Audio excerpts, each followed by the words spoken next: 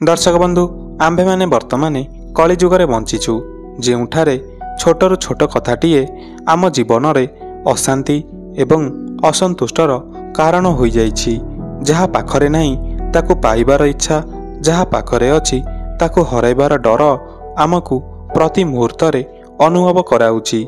एही सब प्रकार समस्यारू मुक्ति पाइबा पई केही एपरि जणे दरकार जी आमर प्रत्येक समस्यार समाधान अति सहजरे कराई देब एवं आमर मार्ग दर्शाइब।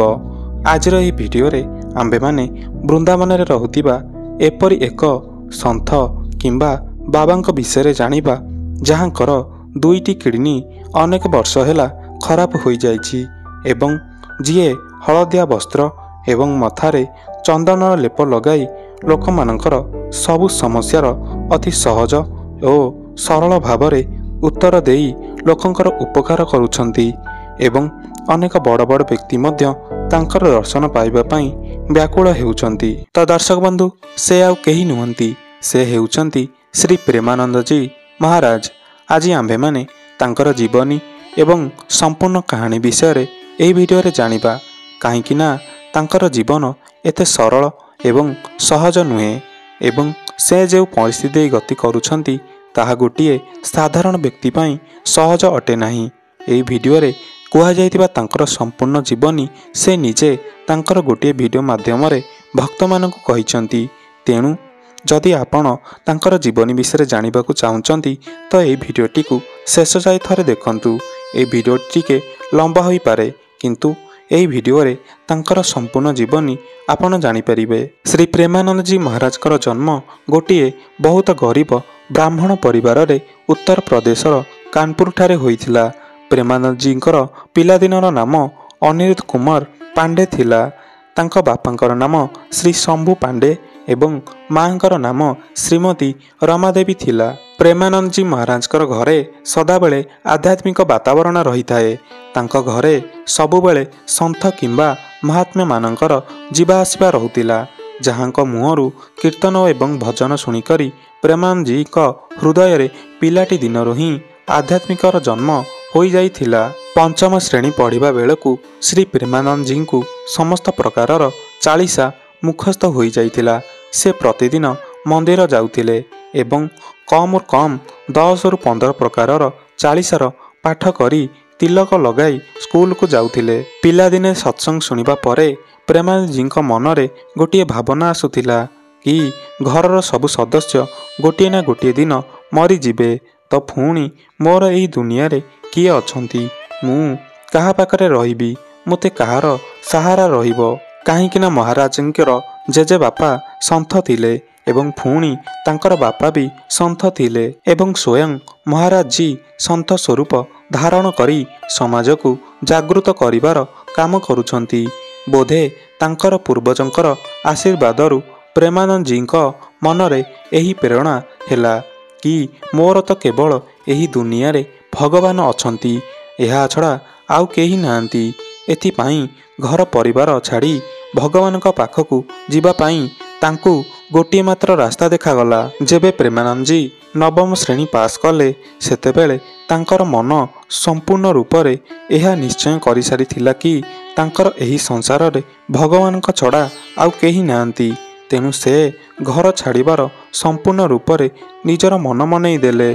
श्री प्रेमानंद जी महाराज निज मां को सबुठारु अधिक स्नेह करुथिले। एथिपाई से निज मनरे थिबा एही कथा सर्वप्रथमे निज मां को कहिले। से तांक मां को कहिले, मां मोर मन कहूची कि घर को छाड़ी देई भगवान को पाइबा पाई।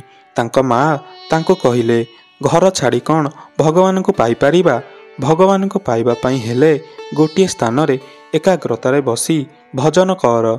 प्रेमानंद जी कहिले, ना मोर मन कहूची कि बाबाजी हेई जिबा पाई, किंतु मां को लागिला कि छोट पिला अटे, कोनोसी संतंकर सत्संग शुणी देइथिबो तो मनरे एपरि विचार आसुथिबो, एथिपाई एमितिका कथा कहूची। एमिति भाबी करी से निजर घर कामरे व्यस्त होई गले। श्री प्रेमानंद जी महाराज कहती कि आग दिन सकाळ 3टा बेले मोर मनरे एपरि व्याकुलता उठिला कि एबे मोर ଜୀବନ ଭଗବାନଙ୍କ ଚରଣରେ ହିଁ ସମର୍ପଣ କରିବାର ଅଛି ଏବଂ 13 ବର୍ଷ ବୟସରେ ହିଁ ପ୍ରେମାନନ୍ଦଜୀ ମହାରାଜ ଘର ଛାଡ଼ିଦେଲେ ଏବଂ ବାହାରି ପଡ଼ିଲେ ଅନନ୍ତ ଯାତ୍ରାରେ। ଏହି ସମୟ ଭିତରେ ସେ କେବଳ ଆକାଶବାଣୀକୁ ସ୍ୱୀକାର କଲେ। କିଛି ନ ମାଗିକି, କିଛି ନ କହିକି, ବିନା ପ୍ରୟାସରେ କେବଳ ଈଶ୍ୱରଙ୍କର କୃପାରୁ ଯାହା କିଛି ବି ମିଳୁଥିଲା ତାହାକୁ ଗ୍ରହଣ କରୁଥିଲେ। ପ୍ରେମାନନ୍ଦଜୀ ମହାରାଜ ଯେବେ ସନ୍ନ୍ୟାସରେ ପ୍ରବେଶ କରିଲେ, ଆରମ୍ଭରେ ତାଙ୍କର ତପସ୍ଥଳୀ ବାରାଣାସୀ ଥିଲା। ବାରାଣାସୀରେ ମହାରାଜଙ୍କର ନିତ୍ୟ ପ୍ରତିଦିନର ନିୟମ ଥିଲା ସକାଳୁ ଉଠି ଗଙ୍ଗାରେ ସ୍ନାନ କରି ତୁଳସୀ ଘାଟ ଉପରେ ଥିବା ଗୋଟିଏ ବିଶାଳ ଓସ୍ତଗଛ ମୂଳେ ଆସନ ପକାଇ କିଛି ସମୟ ବସିକରି ଗଙ୍ଗା ମାତା ଏବଂ ଭଗବାନ ମହାଦେବଙ୍କର ଧ୍ୟାନ କରିବା। ଏହାପରେ ଭିକାରୀମାନଙ୍କ ଧାଡ଼ିରେ ବସି ଭିକ ମାଗିବା ଏବଂ ଏହା ପୁଣି ଦିନରେ କେବଳ ଗୋଟିଏ ଥର 10ରୁ 15 ମିନିଟ୍ ଯାଏ। ଯଦି ଏତିକି ସମୟରେ କିଛି କିଏ ଆସିକରି ଭିକ ଦେଲା ତ ଠିକ୍ ଅଛି, ନହେଲେ ଗଙ୍ଗା ଜଳ ପିଇକରି ଭଗବାନଙ୍କର ଧ୍ୟାନ କରିକି ନିଜର 24 ଘଣ୍ଟା ଏକାନ୍ତବାସ କରିବା। ଏବଂ ଏହି ପ୍ରକାର ଅନେକ ଦିନ ଯାଏଁ ପ୍ରେମାନନ୍ଦଜୀ ମହାରାଜଙ୍କୁ ଗୋଟିଏ ଗୋଟିଏ ଦିନ ଭୋଜନ ନ କରି ଗଙ୍ଗାଜଳ ପିଇକରି ରହିବାକୁ ପଡ଼ୁଥିଲା। ଏବଂ ଏମିତିରେ ଯଦି କାହାକୁ ଖାଉଥିବାର ଦେଖୁଥାନ୍ତି ତ ମହାରାଜ ଜୀ ଭାବୁଥାନ୍ତି ଯେ ଏ କେତେ ଭାଗ୍ୟଶାଳୀ ଅଟେ ଯାହାକୁ ଖାଦ୍ୟ ଖାଇବାକୁ ମିଳୁଛି।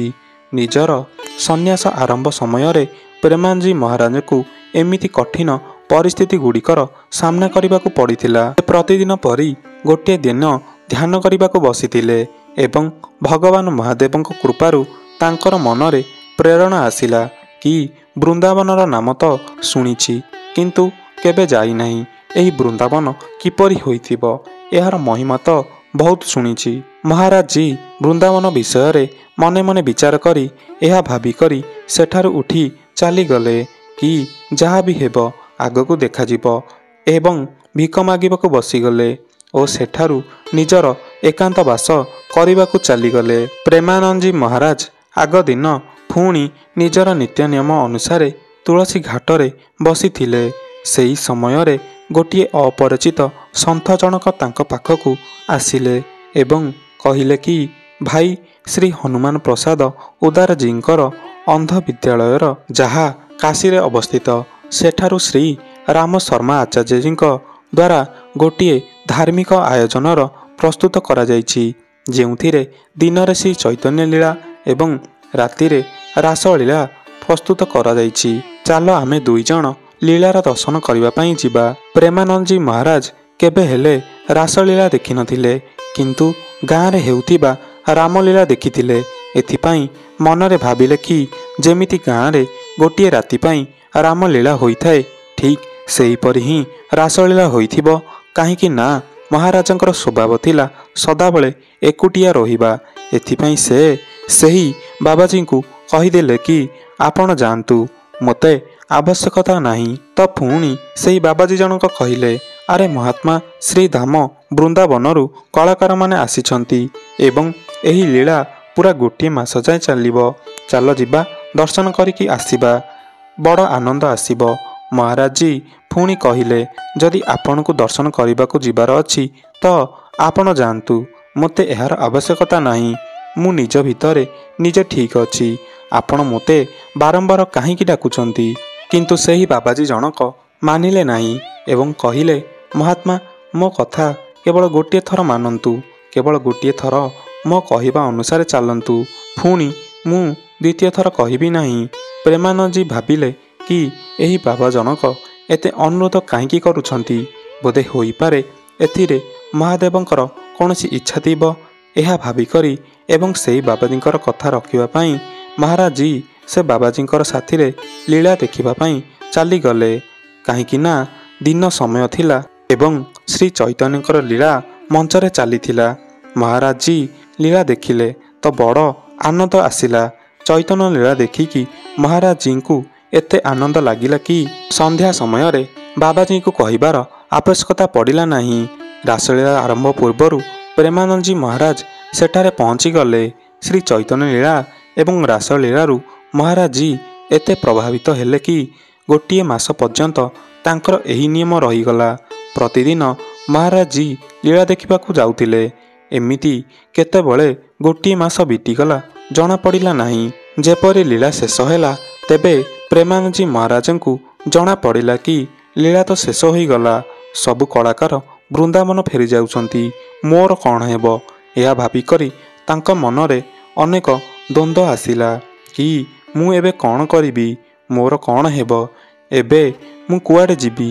ତେବେ ସଞ୍ଚାଳନ ମହୋଦୟ କହିଲେ କି ବାବା, ତୁ କେବଳ ଗୋଟିଏ ଥର ବୃନ୍ଦାବନ ଆସିଯା, ବିହାରୀଜୀ ତୋତେ ଛାଡ଼ିବେ ନାହିଁ। ଶ୍ରୀ ପ୍ରେମାନନ୍ଦଜୀ ମହାରାଜ କୁହନ୍ତି କି ଏହି ଗୋଟିଏ କଥା ତାଙ୍କର ଜୀବନ ବଦଳାଇ ଦେଲା।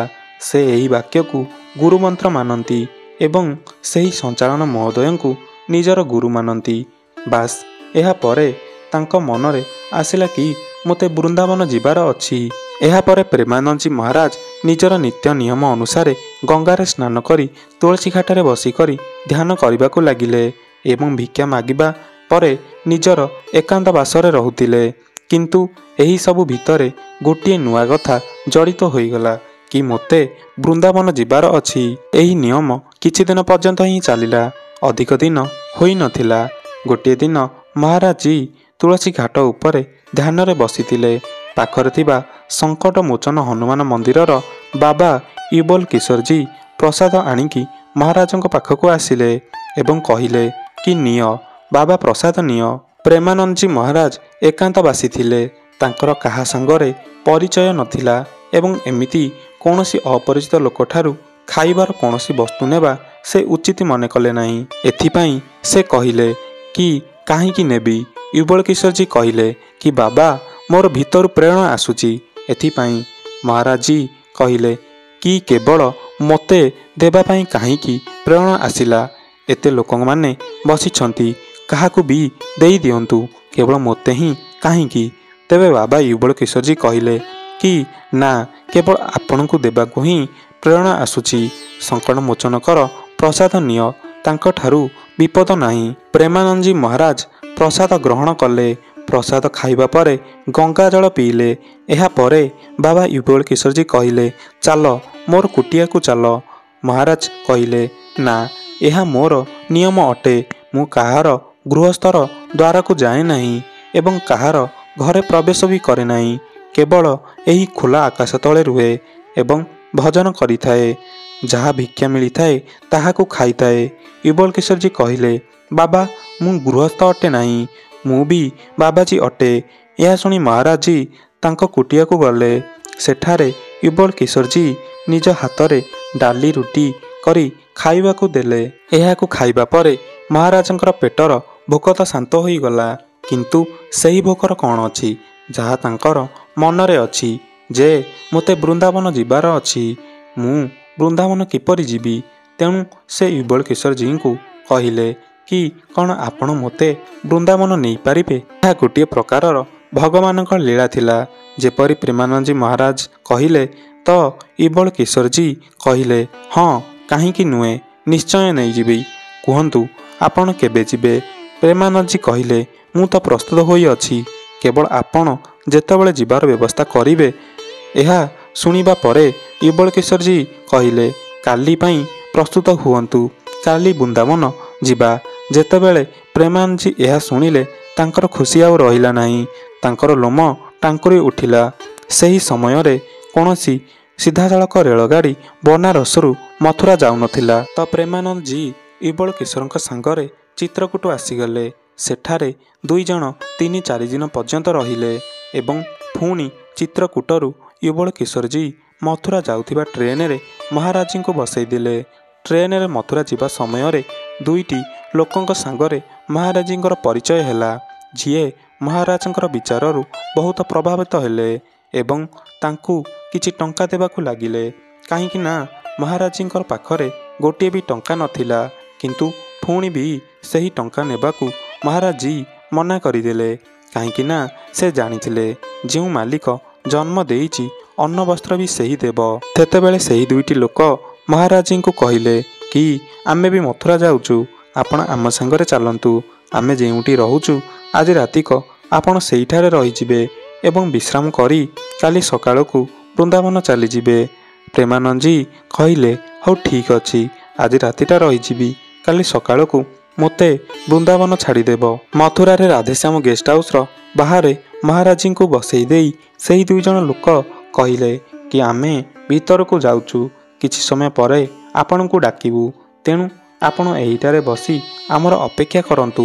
ରାତିର ସମୟ ଥିଲା ଏବଂ ମୌସମ ବି ଥଣ୍ଡା ଥିଲା।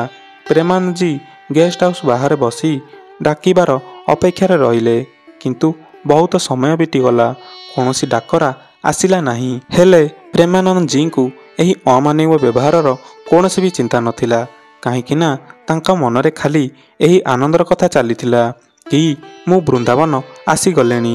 ଏହି ଚିନ୍ତାରେ ହଜିଯାଇ ପ୍ରେମାନନ୍ଦଜୀ ରାଧେଶ୍ୟାମ ଗେଷ୍ଟ ହାଉସ୍ ବାହାରେ ବସି ରହିଥିଲେ। ରାତି ପ୍ରାୟ 11ଟା ପାଖାପାଖି ଗୋଟିଏ ସର୍ଜନ ଜଣକ ମହାରାଜଙ୍କ ପାଖକୁ ଆସିଲେ ଏବଂ କହିଲେ, ବାବା ଜୟ ଶ୍ରୀକୃଷ୍ଣ, ଏଠାରେ କାହିଁକି ବସିଛନ୍ତି? ତ ମହାରାଜଜୀ ତାଙ୍କୁ ସବୁ କଥା କହିଲେ। ସେହି ସର୍ଜନ ଜଣକ ମହାରାଜଜୀଙ୍କୁ ତାଙ୍କ ଘରକୁ ନେଇଗଲେ ଏବଂ ତାଙ୍କୁ ପେଟ ଫୁଲ କରି ଖାଇବାକୁ ମଧ୍ୟ ଦେଲେ ଓ ବିଶ୍ରାମ ମଧ୍ୟ କରାଇଲେ। ଆଗଦିନ ସକାଳକୁ ମହାରାଜଜୀ ସର୍ବପ୍ରଥମେ ପହଞ୍ଚିଲେ ଯମୁନା ନଦୀ ପାଖରେ। ଏକାଦଶୀର ଦିନ ଥିଲା। ଯମୁନାରେ ସ୍ନାନ କରି ସିଧା ପହଞ୍ଚିଲେ ଦ୍ୱାରିକାଧୀଶଙ୍କୁ ଦର୍ଶନ କରିବା ପାଇଁ। ଏମିତି ଦ୍ୱାରିକାଧୀଶଙ୍କୁ ଦର୍ଶନ କଲେ ତ ତାଙ୍କ ଆଖିରୁ ଲୁହ ଝରି ପଡ଼ିଲା ଏବଂ ସେ ମନରେ ଭାବିଲେ କି ଏବେ ପର୍ଯ୍ୟନ୍ତ ମୋର ଜୀବନ ବ୍ୟର୍ଥରେ ଚାଲିଗଲା, କିନ୍ତୁ ଶେଷରେ ଏଇଠାରେ ହିଁ ଅସଲି ଶାନ୍ତି ଓ ସୁଖ ଅଛି। ଏହାପରେ ପ୍ରେମାନନ୍ଦଜୀ ଜଣେ ଭକ୍ତଙ୍କୁ କହିଲେ କି ମୋତେ ବୃନ୍ଦାବନରେ ରମଣରେତି ଯିବାର ଅଛି। ସେହି ଭକ୍ତ ଜଣକ ସବୁ ବ୍ୟବସ୍ଥା କରି ମହାରାଜଜୀଙ୍କୁ ମଥୁରାରୁ ବିଦା କଲେ। ସେହି ଗାଡ଼ିବାଲା ଜଣକ ମହାରାଜଜୀଙ୍କୁ ରମଣରେତିରେ ଛାଡ଼ିଦେଲା। ପ୍ରେମାନନ୍ଦଜୀ ମହାରାଜ ଏହି ଦିନକୁ ବହୁତ ଶୁଭ ଦିନ ମାନନ୍ତି, କାହିଁକି ନା ତାଙ୍କର ବୃନ୍ଦାବନରେ ପ୍ରବେଶ ଏକାଦଶୀ ଦିନ ହେଲା ଏବଂ ଏହି ଦିନ ଏକାଦଶୀ ହୋଇଥିବାରୁ ରମଣରେତିରେ ଅନେକ ଭକ୍ତ ପରିକ୍ରମଣ କରୁଥିଲେ। କିନ୍ତୁ ମହାରାଜଙ୍କ ପାଇଁ ସବୁକିଛି ନୂଆ ଥିଲା। ଅନେକ ଭିଡ଼ ମଧ୍ୟରେ ଏତେ ସବୁ ଲୋକ ପରିକ୍ରମା କରୁଥିଲେ। ସେ ଭାବିଲେ କି ବୃନ୍ଦାବନରେ ଏମିତି ବୋଧେ ହେଉଥିବ। ତ ଦର୍ଶକ ବନ୍ଧୁ, ଯେତେବେଳେ ଭଗବାନଙ୍କ ଦ୍ୱାରା ଆଗରୁ କୌଣସି କାର୍ଯ୍ୟ ନିର୍ଦ୍ଧାରିତ ହୋଇଥିବ ଯେ ମହାରାଜଙ୍କ ସାଙ୍ଗରେ କାହାର କେଉଁ ପରିସ୍ଥିତିରେ ଏବଂ କେଉଁ ସ୍ଥାନରେ ଭେଟ କରାଇବେ, ଏହା ବିଧିର ବିଧାନ କୁହନ୍ତୁ କିମ୍ବା ନୀତିର ନିୟମ କୁହନ୍ତୁ, କିନ୍ତୁ ପ୍ରେମାନନ୍ଦଜୀ ଏହାକୁ ବିହାରୀଜୀଙ୍କର କୃପା ବୋଲି କୁହନ୍ତି। ରମଣ ରୀତିରେ କିଛି ସମୟ ବୁଲିବା ପରେ ମହାରାଜଙ୍କର ଦେଖା ହୁଏ ସନ୍ଥ ଶ୍ରୀ ଶ୍ୟାମ ସଖାଙ୍କ ସାଙ୍ଗରେ। ତାଙ୍କୁ ମହାରାଜଜୀ ନିବେଦନ କଲେ କି ମୁଁ ବନାରସରୁ ଆସିଛି, ବିହାରୀଜୀଙ୍କର ଦର୍ଶନ କରିବାକୁ ଚାହୁଁଛି। ଯଦି 3-4 ଦିନ ପାଇଁ ରହିବାର ବ୍ୟବସ୍ଥା ହୋଇଯାଏ ତ ବଡ଼ କୃପା ହେବ।